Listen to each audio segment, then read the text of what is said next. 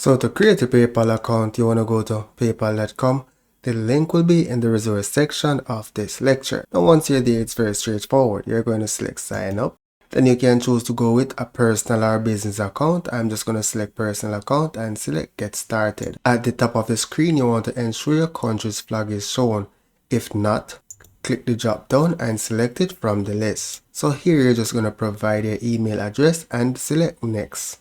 Provide your phone number to continue. Enter the code that was sent to your mobile phone. Then create your password and select next. Provide your first name, your middle name, and your surname to continue.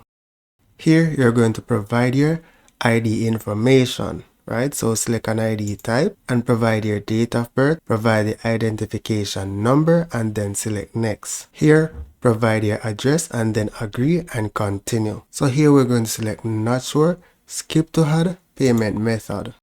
So here you have the option to link a debit or credit card right away to your PayPal account. Now they doesn't give you an option to exit, right? So I'm just going to go back and go to paypal.com. So your account should be all set to receive payments on PayPal. Now the next platform we're going to be taking a look at is Payoneer.com, which allows you to have a US bank account.